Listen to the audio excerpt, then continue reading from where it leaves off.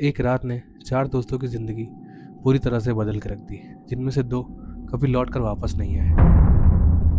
Welcome to midnight echoes. कहानी में आगे बढ़ने से पहले मैं इतना ज़रूर रिक्वेस्ट करूंगा कि आप प्लीज़ मेरे चैनल को सब्सक्राइब करिए, ताकि आगे भी मैं इसी मोटिवेशन के साथ वीडियोस बनाता रहूं। चलिए कहानी में आगे बढ़ते हैं। 1 जनवरी 2023। ठंड अपने पीक पर थी। गांव की सड़कें 10 बजे के बाद सुनसान हो चुकी थी। मेरे छोटे भाई के कॉलेज के कुछ दोस्त थे। मैं नाम बस रेफरेंस के लिए बता दे रहा हूँ। आशीष, नीरज, अंकित और विवेक। अंकित का बर्थडे 1 जनवरी को आता था और इन्होंने डिसाइड करा कि रात के ठीक 12 बजे ये अपना बर्थडे सेलिब्रेट करेंगे, जिसमें ड्रिंक करेंगे, खाएंगे, पिएंगे, डांस करेंगे, पार्टी होगी। लेकिन इन्होंने जो जगह चुनी वो जगह बहुत ही खतरनाक थी। कॉलेज के थोड़ी ही दूर पे एक शमशान घाट पड़ता था। जी हाँ, अब तो आप समझ ही चुके होंगे, उन्होंने वही जगह चुनी।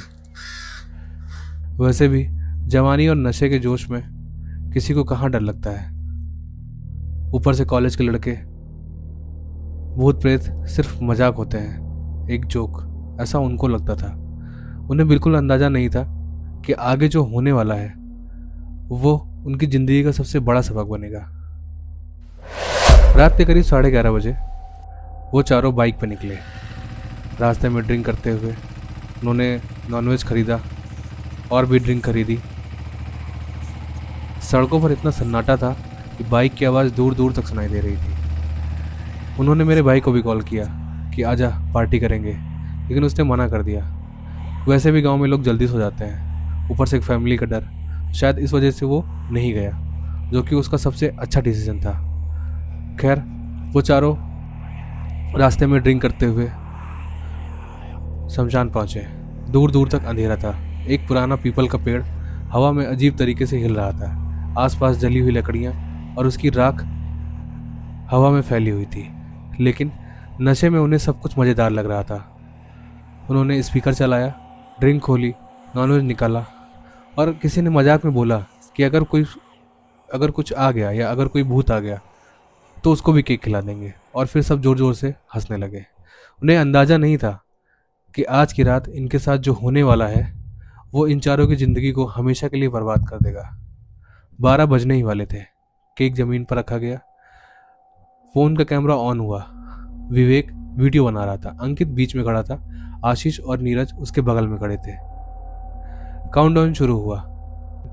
8, 7, 6 और सब जोर से चिल्लाने लगे, हैप्पी बर्थडे। जैसे ही अंकित केक काटने के लिए नीचे झुका, विवेक की नज़र फोन के स्क्रीन पर पड़ी और उसके हाथ वहीं जम गए।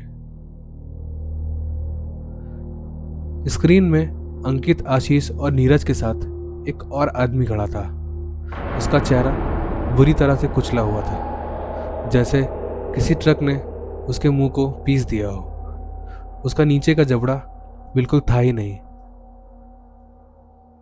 लेकिन सबसे डरावनी बात यह थी कि उसकी आंखें सीधे कैमरे की तरफ देख करके मुस्कुरा रही थी।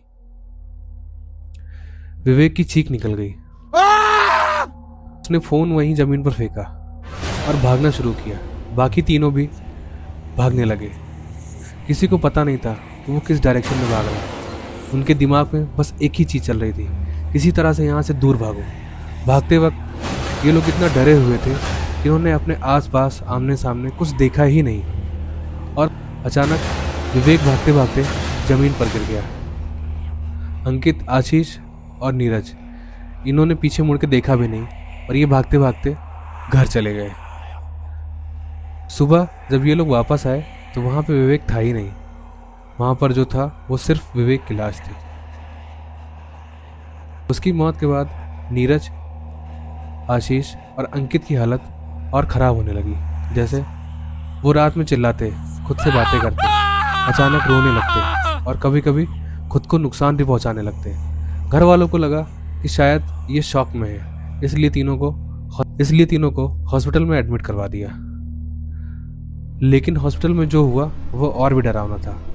वार्ड बॉय ने बताया कि नीरज 3 दिन से सोया नहीं, ना उसने कुछ खाया है वो बार बार बस एक ही चीज़ बोलता रहता है कि वो विवेक को ले गया, वो अब मुझे भी ले जाएगा। देखो वो दरवाजे के पास खड़ा है। और तीसरे दिन नीरज की भी डेथ हो गई। अब घर वालों को समझ में आ गया था ये सिर्फ शॉक नहीं है, या ये जो हो रहा है ये कुछ नॉर्मल नहीं है, ये बहुत ही एबनॉर्मल चीज़ है। उन्होंने बिना देर किए अपने दोनों बच्चों को साथ में लिया और वो मेहंदीपुर बालाजी के लिए निकल गए। रास्ते में उन दोनों बच्चों ने बहुत आतंक मचाया, लेकिन फिर भी जैसे तैसे करके वो वहाँ पहुँचे। वहाँ पहुँचने के बाद वो एक पंडित जी से मिले और उन्हें पूरी बात बताई कि शुरू से लेकर के अभी तक क्या क्या हुआ।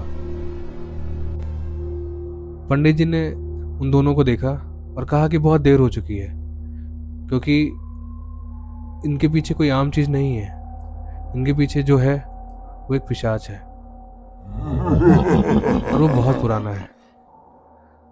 और जो लोग इनके बारे में जानते हैं वो ये भी जानते होंगे कि ये जितने पुराने होते हैं उतने ही खतरनाक भी होते हैं। खैर पंडित जी ने कहा फिर भी हम एक बार कोशिश करेंगे, शायद बालाजी महाराज की कृपा हो जाए।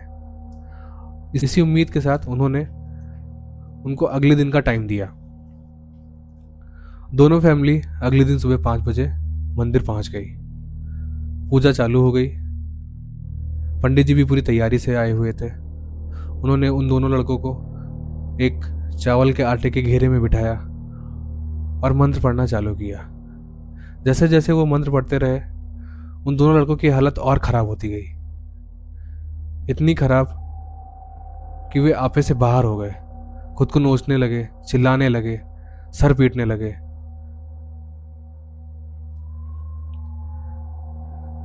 लेकिन पंडित जी ने पहले ही कहा था कि कुछ भी हो जाए आपको इन पे दया नहीं दिखानी है, और उनके फैमिली मेंबर्स ने वैसा ही किया। खैर 2.5-3 घंटे की पूजा के बाद उन दोनों को वॉमिटिंग चालू हो गई, और ऐसी वॉमिटिंग एकदम काली गाढ़ी चिपचिपे तार जैसी, और उसकी स्मेल इतनी खतरनाक थी कि वहाँ के आसपास के लोग एकदम पागल हो गए, जैसे किसी सड़े हुए मांस की बदबू। वॉमिटिंग के बाद पंडित जी ने कहा कि अब ये दोनों बिल्कुल ठीक है, लेकिन अभी भी इन्हें बहुत सावधानी बरतनी पड़ेगी।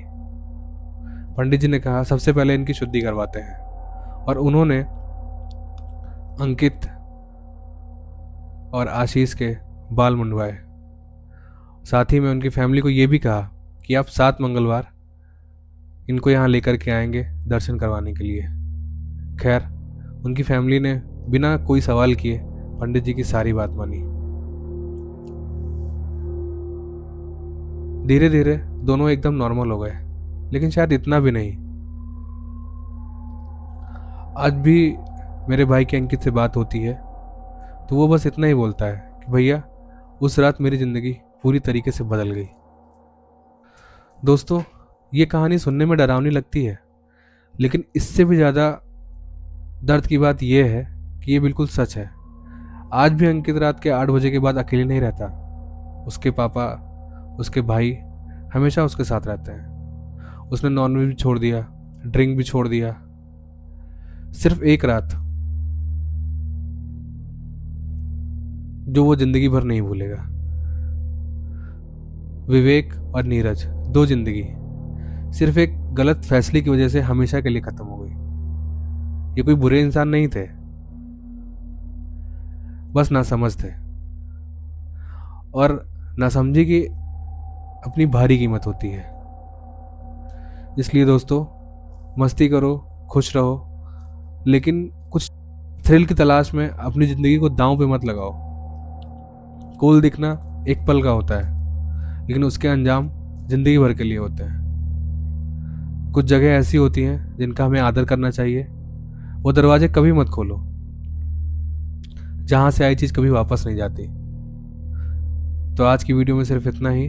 तब तक के लिए खुश रहिए, स्वस्थ रहिए, मस्त रहिए। और अगर ये वीडियो आपको अच्छी लगी तो लाइक करें, चैनल को सब्सक्राइब करें, और अपने उन दोस्तों को ज़रूर शेयर करें जो रात में एडवेंचर का प्लान बनाते हैं, क्योंकि कभी कभी एक शेयर किसी की जान बचा सकता है।